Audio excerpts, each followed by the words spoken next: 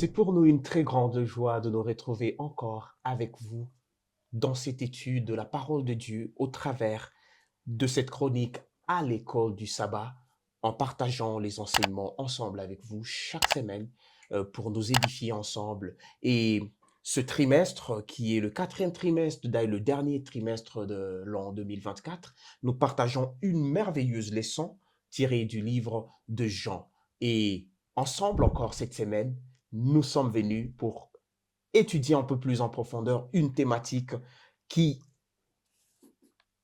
est le Père, le Fils et l'Esprit. Le Père, le Fils et l'Esprit. Et je ne suis pas seul sur ce plateau pour décortiquer cet enseignement. Je suis avec deux personnes très particulières avec lesquelles nous allons étudier. Le frère Janvier, à qui je dis d'ailleurs bienvenue. Merci, Vous merci. portez très bien. Exactement. Gloire au Seigneur. Nous Oui. sommes également avec Madame Florence. Madame Florence, bienvenue. Merci. Ça fait longtemps. Ça va, Daniel. Ça Ouais, va. vous vous portez très bien. Dieu fait grâce. Gloire au Seigneur. Et avant que nous ne puissions aller un peu plus en profondeur et lire le verset de mémoire et étudier et savoir ce que Dieu veut nous révéler sur sa personne, nous allons implorer la grâce de Dieu. Je vais inviter le frère Janvier à nous conduire dans une prière. Du haut des cieux, notre Père, merci parce que tu nous accordes encore cette opportunité juste pour parler de ce qui vient de toi. Utilise-nous, oh Dieu, comme seulement des outils et que toi, tu puisses parler à tes enfants. Au nom de Jésus, Amen. Amen. Gloire au Seigneur. Le verset de mémoire de notre leçon de cette semaine se retrouve dans le livre de Jean, au chapitre 14, le verset 26.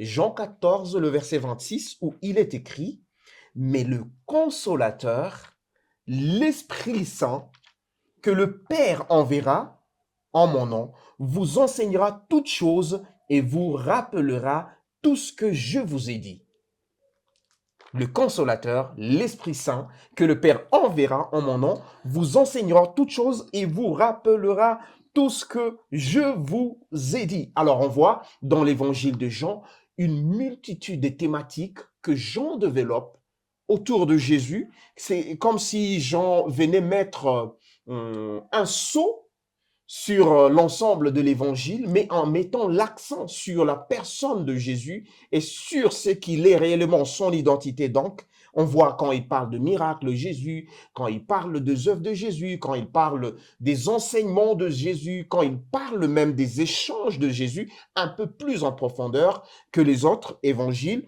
On voit que c'est comme si Jean a l'intention de révéler, de donner au monde entier un aperçu différent de ce qu'est Jésus. Mais également dans la panoplie d'enseignements que Jean nous révèle sur Jésus, il révèle une autre dimension de la compréhension qui est de Dieu, que nous allons ensemble étudier pendant cette leçon. Et comme le titre l'a dit, le Père, le Fils, le Saint-Esprit. Et je m'en vais immédiatement poser la question.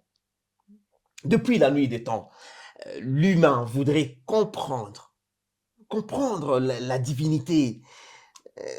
Est-ce que cela est tellement important que Jean lui-même revienne sur cette question en y insistant un peu plus, Madame Florence? Oui, merci Daniel pour cette merveilleuse question. Il faut se dire que de tout temps, l'être humain est à la recherche d'un être suprême. D'où on parle des questions d'adoration, des questions de foi. En qui croyons-nous? En quoi croyons-nous? Est-ce qu'il y a des êtres supérieurs à notre vie matérielle?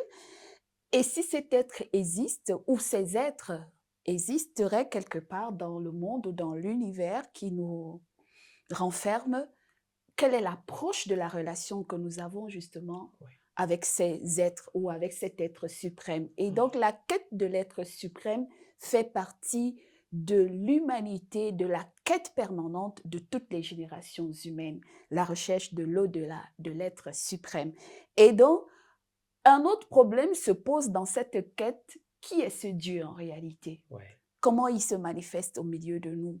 Comment on peut ressentir sa présence, sa manifestation, comment on peut le reconnaître dans l'image ou dans les choses ou les objets ou les relations que nous avons.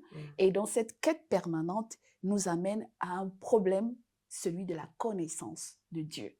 Qui est Dieu? Je pense que la leçon, justement, nous présentera un autre aspect ou une autre dimension de la divinité aujourd'hui. Gloire au Seigneur. D'ailleurs, c'est une partie de l'intervention, mais pousse à poser une question. Est-ce que Jean, comparativement à d'autres évangiles et à la majeure partie de la Bible entière, nous propose quelque chose qui nous aiderait à mieux comprendre la personne de la divinité, donc la personne des dieux? Est-ce que Jean nous propose quelque chose d'unique qui nous permettrait à nous humains de comprendre au mieux? Parce que nous voyons, quelque part, Jean nous révèle des aspects de l'histoire de Jésus, où Jésus s'identifie lui-même à Dieu. Il s'identifie au Père, il dit qu'il est égal au Père, lui et le Père, ils sont un.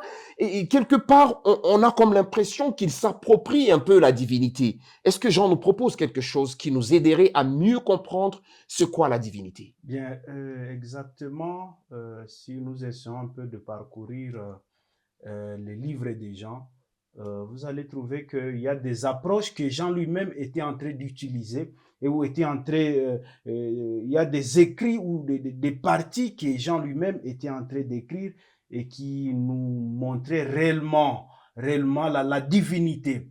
Je vais peut-être commencer d'abord par, souvenez-vous, lorsque Jésus fut baptisé, il y a déjà une différence, il y a déjà la présence de ces trois personnes en Dieu que Jean voulait juste nous expliquer par rapport à la divinité. Et aussi, pour aller plus loin, Jésus lui-même, Jean va nous présenter Jésus lui-même, qui lui-même représente tout ce qui est divinité. Peut-être, Frère Daniel, je voudrais ajouter, pour se dire que le livre de Jean est un livre d'une particularité exceptionnelle parmi les 4 évangiles synoptiques, parce que nous avons l'évangile de Jean, de Marc, de Matthieu, et puis maintenant celui de Luc. Matthieu présente Jésus comme le Messie loin l'envoyé. Et puis, on va voir tout ce qui va se faire sur la naissance de Jésus et tout. Marc, on l'a étudié, Marc, Jésus présente Jésus dans ses miracles, le faiseur de miracles, beaucoup plus. Et puis, il finira par croire, ceux qui croiront en Jésus, dans Marc 16, si tu crois en Jésus, tu seras sauvé. Et puis, on a Luc, le grand médecin, qui va également insister sur la particularité de Jésus en tant que la réponse aux besoins de l'humanité. Mais Jean va insister sur le caractère de la divinité de Jésus-Christ.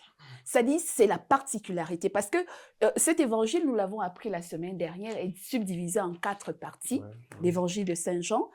Le premier chapitre, qui est le prologue, nous pose déjà sur la dialectique du commencement.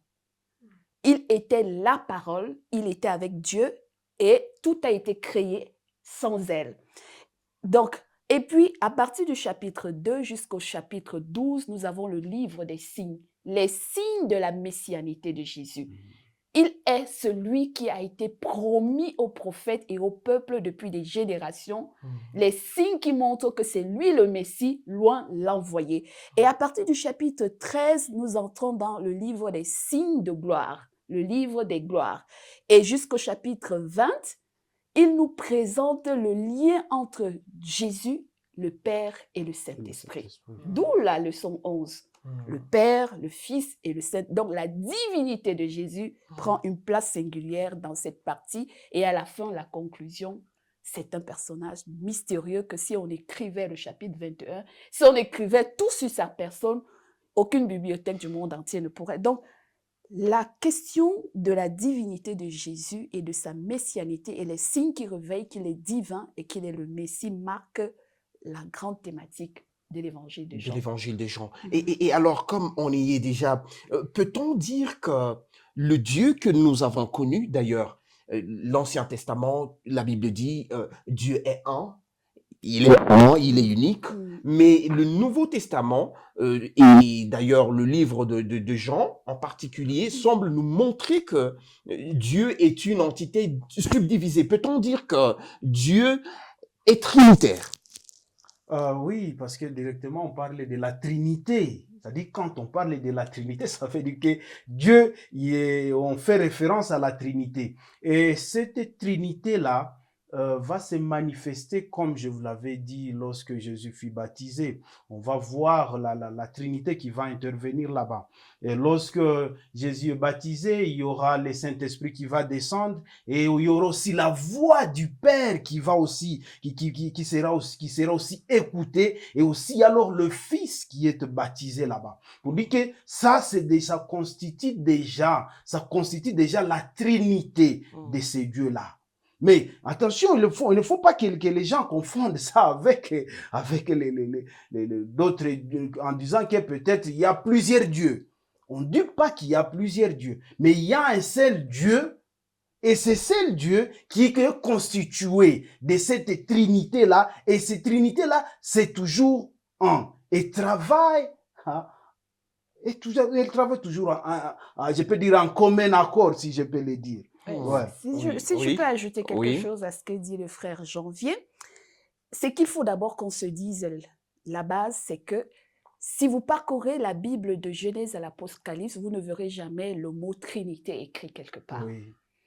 Mais dans les enseignements, les dogmes et les croyances religieuses, nous pouvons, par la révélation du Saint-Esprit qui est la vérité, dire quand même qu'il y a un phénomène qui se manifeste tout au long de la Bible.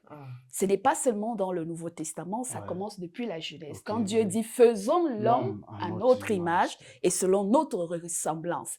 Et puis on nous dit que Dieu dit et la chose arrive. Oui. Et puis le psalmiste vient nous dire que toutes choses ont été créées par la parole de Dieu. Oui. Et puis Jean, maintenant dans le Nouveau Testament, vient dire qu'effectivement, la parole était avec Dieu, elle a été, toutes choses ont été faites. Et c'est cette parole qui a pris chair et qui s'est révélée au milieu de notre humanité. Ce qui veut dire que, effectivement, nous avons là un Dieu unique, mais qui se révèle à nous en trois dimensions, en trois entités, en trois personnes. C'est pour cela que la deuxième croyance fondamentale de l'Église adventiste dit plutôt Dieu le Père, le Fils et le Saint-Esprit. Mais ne dit pas Dieu le Père, Dieu le Fils, Dieu le Saint-Esprit. Non. Parce que quand vous dites Dieu le Père, Dieu le Fils, Dieu le Saint-Esprit, c'est que vous déconnectez les trois entités. Mais quand vous dites Dieu en une unique personne, une entité, mais qui se manifeste en trois personnes, c'est-à-dire en trois fonctions, en trois rôles. Donc, le titre, c'est Dieu, c'est ça le commun des trois entités, mais les fonctions, le Père, et c'est le Père qui se manifeste dans l'Ancien Testament, le Fils qui se manifeste dans le Nouveau Testament, et c'est le Fils qui dit qu'après mon départ, le Saint-Esprit viendra. Et d'ailleurs, il dit que il vous est avantageux que je m'en aille pour que lui vienne, parce que lui, il est le consolateur. Exact. Très bien. Et il vous conduira dans tout ce que je vous ai dit. Gloire au Seigneur. Alors, bien que ce soit mystérieux quand même. C'est un mystère. Parce que entre nous comprendre que une personne peut avoir trois entités qui sont d'ailleurs indépendantes l'un de l'autre. Je vais prendre une anecdote. Je vais prendre une anecdote pour nous aider à comprendre. Oui. Si je dis Daniel, et que Daniel, tel que tu t'exprimes, est-ce que je peux te détacher de ta parole? Si je vais dire, Daniel m'a dit, ceux qui te connaissent et qui savent ton langage et ton timbre vocal, si je mets un voice, on va dire, ça c'est la voix de Daniel. Est-ce qu'on peut détacher ta voix de toi? Non. Ou ta parole de ta personne? Mais maintenant, quand tu as des pensées, des émotions, c'est l'expression de ta dimension spirituelle. Il y a une chaîne qui commande tes mouvements et tes pensées, c'est ta tête.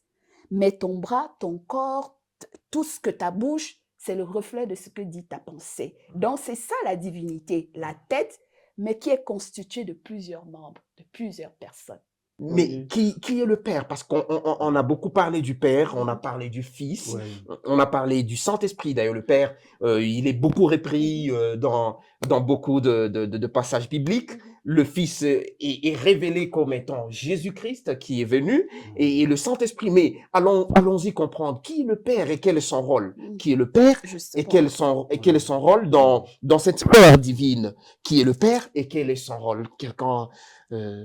non. Oui, exactement. Je voulais que nous puissions lire au moins certains versets qui vont aussi nous montrer qui est le Père. Ça va définir le Père. Peut-être quelque part, je veux aussi entrer dans quelque part le rôle du Père aussi. Et je vais peut-être commencer par Jean chapitre 5, le verset 22 et 30. C'est seulement les deux versets là. Jean chapitre 5, le verset 22. D'abord le verset 22. Le Père ne juge personne, mais il a remis tout jugement au Fils. Le verset 30. Je ne puis rien faire de moi-même, selon que j'attends, mais je juge et mon jugement est juste parce que je ne cherche pas ma volonté, mais la volonté de celui qui m'a envoyé. Je voulais aussi un peu aller chez Jean chapitre 6, le verset 37, pour que nous puissions au moins essayer un peu d'expliquer en un mot. Le verset 37, Jean chapitre 6, le verset 37. Ça nous dit, tout ce que le Père me donne viendra à moi, et je ne mettrai pas dehors celui qui vient à moi. En fait, quand nous lisons un peu ce verset ici, vous allez voir que le Père est celui qui donne. Le Père donne. Parce que même tout ce que Jésus était en train de dire, j'ai reçu ça de qui? De mon Père. Pour dire que le Père est celui qui donne au Fils. Et c'est le Fils qui vient exécuter ce que le Père lui a donné. Et voilà un peu ce que je voulais seulement dire par rapport à ça. C'est-à-dire, le Père est là pour donner. Et quand le Père donne, le Fils doit réellement exécuter ce que le Père lui a donné sans même modifier. Ah, gloire au Seigneur. Dans cela veut dire, parce qu'on a vu Jésus répondre plusieurs fois qu'il ne fait pas sa propre volonté, il fait la volonté de son Père, il ne dit rien de lui-même, il dit ce qu'il a entendu le Père dire. Est-ce qu'on peut insinuer que le Père est le cerveau moteur derrière un certain nombre d'éléments, ou peut-on insinuer? Je ne dis pas confirmer, mais insinuer quand même. Peut-être les mots, vous savez... La question de la divinité est tellement au-dessus de notre portée humaine. Et d'ailleurs, c'est vrai que si nous essayons de comprendre, de connaître Dieu avec notre dimension humaine qui a déjà été détériorée par la notion du péché en nous, il sera toujours difficile de comprendre Dieu, le mystère de la personne de Dieu. Mais se dire que le Père est-il égal ou pas à la personne de Jésus, non, il n'y a pas de balance de rôle, de quittabilité entre eux. Ils sont, Jésus d'ailleurs, dans Jean 17, va dire que afin qu'ils soient un comme toi et moi, nous sommes un. Et donc, quand Jésus dit ça dans Jean 17, c'est qu'il se met sur le même pied d'égalité que Dieu. Parce que lorsque nos premiers parents, Adam et Ève, vont pécher dans le jardin, la première chose que Dieu fait, c'est que c'est lui qui vient vers l'homme. Il se présente à l'homme par le biais de sa parole. Et après, il promet un rédempteur, un sauveur, un messie à l'homme. Et c'est la promesse là que Jésus vient manifester. La première réaction, c'est qu'il a parlé au jardin d'Éden. Et c'est cette parole qui s'est transformée pour venir en chair. Et quand Jésus vient donc prendre la chair humaine, la nature humaine pour sauver l'homme, à ce moment, à cause de sa nature humaine, Jésus se considère comme étant inférieur au Père. Et c'est pour cela qu'il appelle, il appelle le Père, parce que dans sa nature humaine, il sait que l'homme ne peut pas être égal à son Créateur. Et c'est normal qu'il se positionne à ce moment-là comme inférieur au Père. Et c'est pour cela qu'il s'identifie, mais il leur dit, mais en réalité, le Père et moi, nous sommes un. Alors, quelque part, on a parlé même Jésus lui-même a dit, personne n'a jamais vu le Père, si ce n'est le Fils. Et il dit d'ailleurs que si nous connaissons, si nous nous permettons de connaître, si nous nous permettrons, disons, de connaître le Fils, alors nous Nous comprendrons avons vu le Père. qui est le Qui est Père. le Père, ouais. Est-ce que connaître Jésus est la clé pour percer la personne du Père et le mystère divin? Est-ce que la personne de Jésus-Christ nous aide-t-elle réellement à mieux comprendre la divinité? La personne de Jésus-Christ en elle-même, est-ce qu'elle nous permet de comprendre au mieux le Père et la divinité? Oui, exactement, exactement. Quand nous voyons Jésus, heureusement, Madame a essayé un peu d'expliquer, Oui. d'entrer en profondeur par rapport à la question. Et vous devez savoir que quand nous voyons Jésus, Jésus lui-même l'avait dit, je suis d'abord le chemin et la vérité. C'est-à-dire, il n'y a personne qui peut arriver au Père sans passer par qui? Sans Par passer moi. d'abord par moi. Pour dire qu'il a fallu que nous connaissions qui est Jésus. Et cela nous permettra aussi de connaître aussi qui est le Père. Parce que même les disciples ont eu cette inquiétude. Ils ont dit, montre-nous le Père. Exactement, c'est Philippe qui va aussi poser la question. Alors, depuis, tu nous parlais du Père, mais qui est le Père? Jésus va dire, mais depuis que je suis avec vous, vous ne connaissez pas le Père. C'est lui qui me voit, moi, Jésus, a vécu. C'est-à-dire, c'est lui qui marche, je peux dire, c'est lui qui marche selon les exigences, selon les principes de Jésus. Celui-là est en train aussi de marcher selon les principes de qui? Du Père. Parce que tout ce que Jésus fait est venu de qui? Du Père. C'est-à-dire, si nous voulons connaître le Père, nous devons d'abord connaître ce Jésus-là que le Père lui-même a envoyé pour venir nous sauver, pour venir nous accorder la vie éternelle. Oh, gloire au Seigneur. Donc, on peut dire que Jésus est la révélation, disons, physique, la définition compréhensible par l'esprit humain de la divinité. Alors, que vient faire le Saint-Esprit dans l'histoire? Parce que il y a une donne que nous ne maîtrisons pas. On dit le Saint-Esprit, il sera envoyé parmi vous, il fera des choses. D'ailleurs, lui, il sera avec vous jusqu'à la fin du temps et tout ça. Que vient faire le Saint-Esprit et quel est son rôle dans la divinité? Et dans Jean chapitre 14, je crois que tout le chapitre d'ailleurs, Jésus va dire à partir du verset 15 d'abord, je vous enverrai, à partir du verset 12, je vous enverrai un consolateur, l'esprit de vérité et qui vous conduira dans toute la vérité.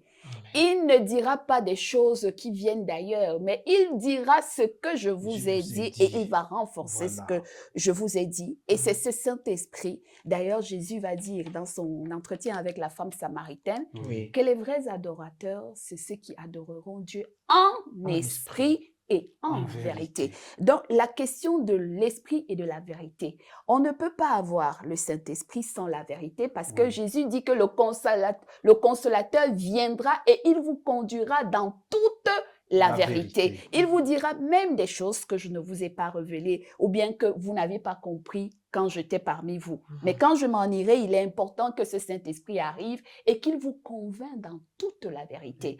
Et donc, ça veut dire que pour notre besoin, pour nous fortifier, puisque Jésus-Christ ne devait plus être physiquement avec ses apôtres, il fallait maintenant que la troisième personne de la divinité entre en fonction et c'est lui qui nous convainc de justice, de péché et de jugement. Si nous sommes connectés avec cet esprit, nous allons connaître la volonté de Dieu, nous allons connaître son plan de salut pour nous et nous allons nous en remettre afin que cet esprit produise en nous les œuvres de la repentance. Est-ce que l'humain, le chrétien, celui qui croit en Dieu actuellement, entretient cette intimité avec le Saint-Esprit? Parce qu'on a comme l'impression que dans la nature humaine, on a comme l'impression que le Saint-Esprit est une petite entité avec un petit rôle. Alors, je ne sais pas si... que devrait faire l'humain et le chrétien en particulier par rapport à la présence du Saint-Esprit? Bien, comme Jésus lui-même l'avait dit lorsqu'il voulait monter auprès de son Père, il a dit lui-même que je vous enverrai qui? Le Saint-Esprit, qui est même le consolateur. Je voulais que nous puissions lire un peu Jean chapitre 16, le 8e verset, pour que nous tous, nous qui sommes chrétiens, nous devons être connectés à ce Saint-Esprit-là. Parce que son rôle est aussi plus grand. Jean chapitre 16, verset 8. Et quand il sera venu, il convaincra le monde en ce qui concerne le péché, la justice et le jugement. 9. Et ce qui concerne le péché, parce qu'il ne croit pas en moi. 10. La justice, parce que je vais au Père et que vous ne me verrez plus. 11. Les jugements, parce que le prince de ce monde est jugé. C'est pourquoi, quand on est chrétien, une fois on est connecté, comme madame l'a dit, quand on est connecté à ce Saint-Esprit, ça veut dire on est prêt à marcher dans la volonté du Père. On est prêt à marcher dans la vérité que Jésus lui-même nous a laissée. Si nous voulons marcher selon Jésus, il a fallu nous connecter d'abord à ce Saint-Esprit-là. Parce que c'est la personne que Jésus lui-même a promis comme consolateur, comme qui va nous convaincre par rapport, et qui va même nous convaincre que réellement nous sommes enfants de qui? Enfants de Dieu. Parce que même celui qui nous dit dans sa parole que il nous aidera, c'est celui qui ne naît pas d'eau et d'esprit, Voilà. ne verra pas Dieu. Alors quel gain Oui. avons-nous à connaître Dieu comme la Bible nous le dévoile? Enfin, en clôturant, ce sera comme les mots de clôture. Quel D'accord. gain avons-nous? Quel gain avons-nous à croire? Je voudrais continuer à la suite du frère Janvier dans ce Jean chapitre 16. D'ailleurs, les versets suivants, à partir du verset 13 jusqu'au verset 15, la parole de Dieu nous dit, quand le consolateur sera venu, l'Esprit de vérité, il vous conduira dans toute la vérité, car il ne parlera pas de lui-même, mais il dira tout ce qu'il aura entendu et il vous annoncera les choses à venir. Il me glorifiera parce qu'il prendra de ce qui est à moi et vous l'annoncera. Verset 15, tout ce que le Père est à moi, c'est pourquoi j'ai dit qu'il prend de ce qui est à moi et qu'il vous l'annoncera. Voilà. Le problème avec notre humanité aujourd'hui, c'est que nous voulons utiliser Dieu. Et nous voulons utiliser le Saint-Esprit au lieu que c'est Dieu qui nous utilise et que le Saint-Esprit nous utilise. Et dès lors où nous sommes dans la quête et la recherche de la vérité et que nous voulons sonder pour connaître le mystère de la personne de Dieu, demandons au Saint-Esprit de nous conduire dans cette quête, dans ce besoin. Il n'y a que le Saint-Esprit qui est capable de nous révéler ce que nous ne comprenons pas et ce que nous avons besoin pour notre propre salut. On ne pourra jamais connaître Dieu dans son infinie grandeur. Nous apprenons à cheminer progressivement avec Dieu, sachant que pour nous, la divinité, pour notre survie en tant que créature, est une nécessité dans notre marche parce qu'aucun objet ne peut se défaire de son concepteur. Aucun objet ne peut se défaire de celui qui l'a conçu. Le concepteur sera toujours un besoin permanent pour l'objet qu'il a créé. Et c'est à nous de laisser le Saint-Esprit de nous conduire vers ce Père-là. Gloire au Seigneur, parce que cette leçon, bien qu'elle soit un peu difficile, mais elle nous a révélé de grandes vérités qui réconfortent notre foi et qui nous rappellent que nous ne perdons pas, nous ne perdons pas notre temps à être chrétiens, à être dans cette quête de la connaissance de Dieu. Parce que lorsque nous revenons dans le livre de Colossiens, chapitre 1, lorsque nous lisons le verset 15, le verset 16, le verset 17, où d'ailleurs il est écrit que il est l'image du Dieu invisible, le premier-né de toute la création, car en lui ont été créées toutes les choses qui sont dans les cieux et sur la terre, les visibles, les invisibles, trône, dignité, domination, autorité. Tout a été créé par lui et pour lui, et il est avant toute chose, et toute chose subsiste en lui. Jésus-Christ est la révélation de Dieu pour nous. De la gloire de Dieu. Il est la révélation de la gloire de Dieu. À chaque fois que nous tournons nos regards vers Jésus-Christ, nous sommes rayonnants de gloire, comme la gloire du Père. Et d'ailleurs, c'est lui qui même nous a conviés en nous appelant. Lorsque nous lisons au chapitre 17 de Jean, nous nous rendons compte que Jésus nous appelle à être un comme lui, il est un avec le Père. Il voudrait que cette connexion soit intime entre nous et lui et le Père. Il ne voudrait pas que ce soit juste une intimité divine, mais une intimité divine partagée avec l'humanité chère. Alors, nous bénissons le nom de l'Éternel et c'est comme ça que nous sommes en train de mettre un terme à la leçon de cette semaine. Nous croyons fermement que vous avez été bénis, vous avez été éclairés et nous également. D'ailleurs, je remercie les intervenants d'aujourd'hui parce qu'ils m'ont enrichi et je sais que vous avez été également enrichis. Mais avant de nous quitter, implorons la grâce de Dieu. J'invite Madame Florence à nous conduire dans la prière. Prions. Notre Dieu, notre Père, du haut de ton trône dans les cieux, nous continuons à nous humilier pour chercher ta face. Il nous sera difficile de connaître la plénitude de ta divinité, mais ton Esprit Saint nous conduira pas à pas. Amen. Éclaire-nous, illumine-nous, efface en nous les limites de notre entendement et de notre connaissance et renforce en nous la quête de cette vérité parce que tu viens encore de nous apprendre que si nous avons besoin de la vie éternelle, elle n'a qu'un seul nom, te connaître, toi le seul vrai Dieu et celui que tu as envoyé, Jésus-Christ.